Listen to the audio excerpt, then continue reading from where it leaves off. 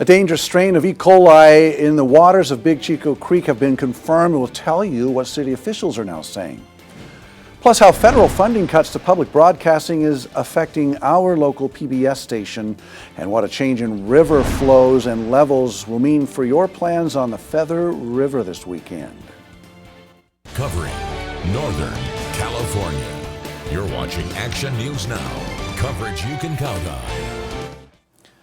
After a vote by Congress on July 18th, the federal government approved rescinding all federal funding it's broadcast to its public broadcast stations, including money already budgeted for the nonprofit broadcasters. Action News Now reporter Jesse Angelo is live in Redding. So Jesse, what kind of impact did these cuts have on our local PBS station? Alan, already KIXE TV has had to reduce their staff from 15 paid employees to now just 10. I met with KIXE General Manager Rob Keenan, who told me that it's going to take a large community effort to keep the station operating for the long term. He says this is a great opportunity for the station to get even more involved. What do you need from us? How can we help you? And if you support the station, get everybody else involved in your community. And we're doing as much as we can, but we need to build a network here of people that support us. Keenan also said that they have seen some increase in public donations to the station. He also says that they need volunteers now more than ever before. So at least for now, Keenan says the station could operate for about the next year or so. Live in Redding, Jesse Angelo, Action News Now. All right, thank you, Jesse. And KIXE TV reaches people in 11 Northern California counties. Now a live look from the Alert California the Hammond Ranch camera, looking right there at Mount Shasta. Beautiful sight always, and blue skies above. And Chief Meteorologist Howie Gordon is tracking conditions for us.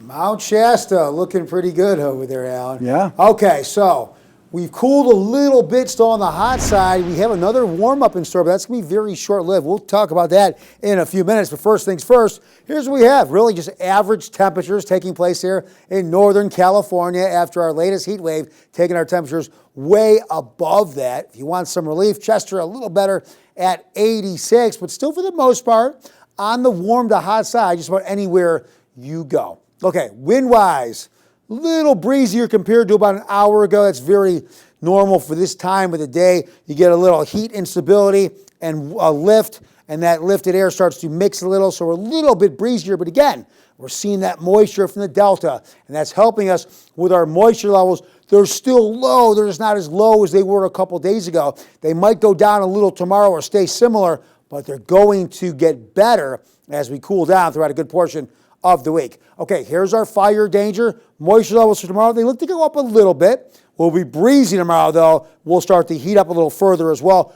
We're still going to keep our fire risk potential on the moderate side. So a brief warm-up tomorrow, but then we really cool down. We'll talk all about that, Alan, coming up in a few minutes. Thanks, Howie.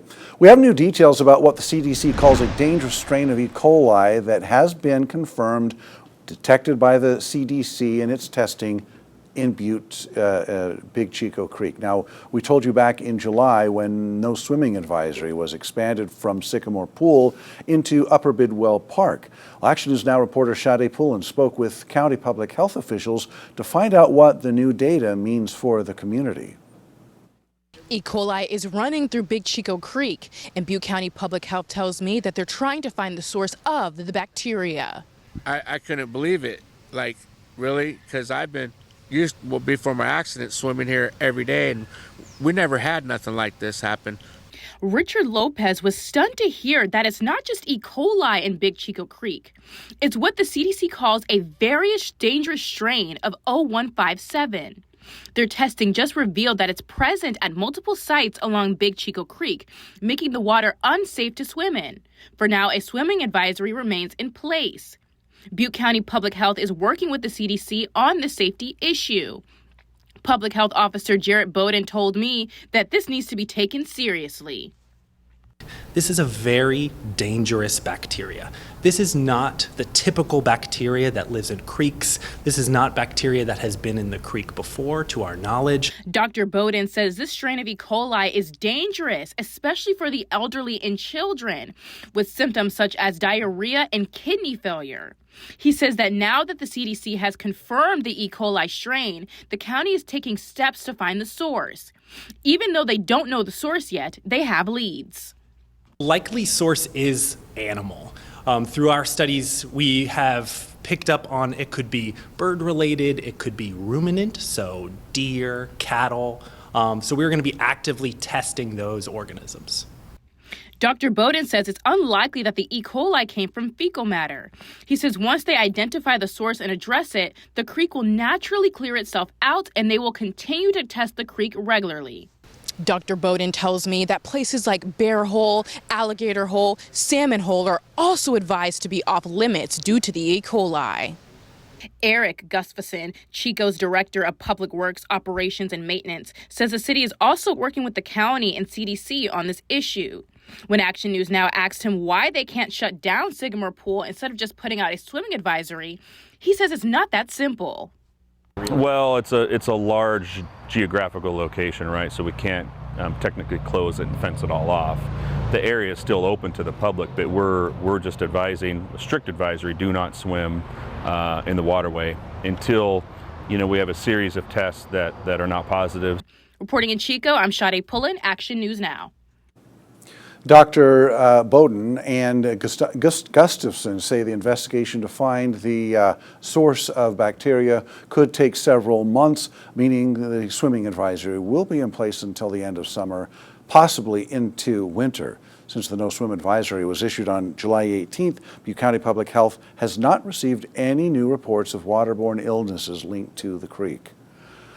New tonight, Public Health has confirmed the first human West Nile virus case in Butte County for this season. It's one of 9 human cases confirmed this year in California. Local health officials say the person infected is in their 30s and is experiencing a severe case of the illness. You are urged to use insect repellent if you go outdoors, especially at dusk or dawn, and drain any sources of standing water on your property to reduce your risk of being bitten by mosquitoes that carry the virus.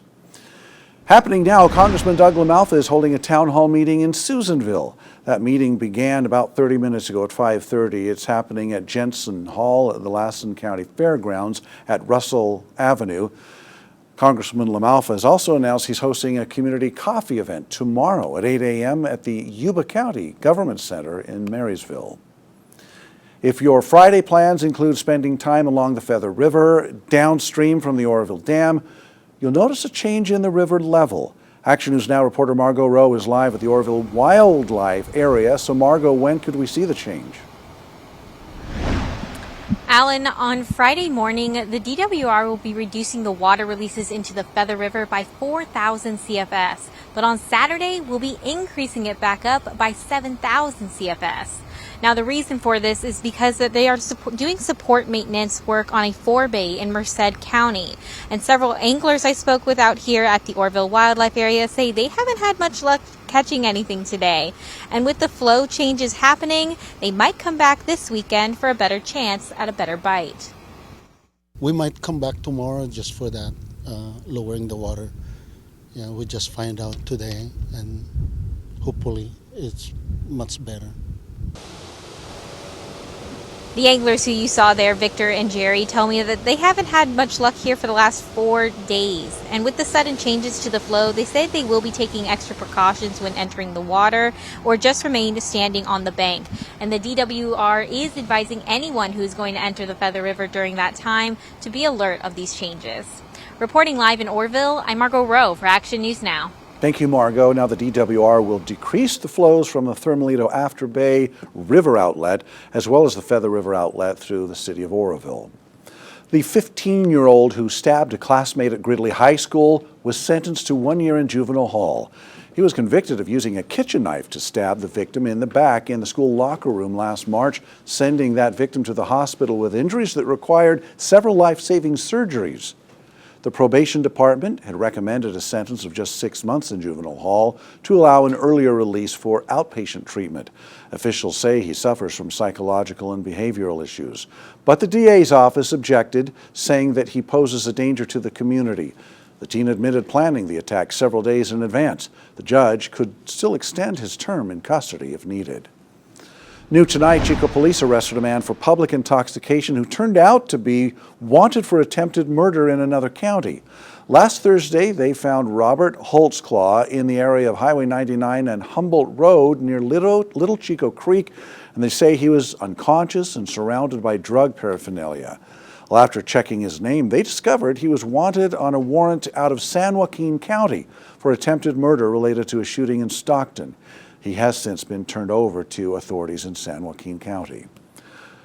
The Northgate Aviation Chico Jet Center is addressing rumors that the business worked in support of ICE activities separate from their operation. They say the rumors are not true. 3 days ago, they say federal law enforcement officers did receive service at the location to execute a criminal search warrant outside of Butte County, not related to immigration. Northgate Aviation says claims that they assisted in ICE activities are untrue and don't reflect their values, practices, or partnerships.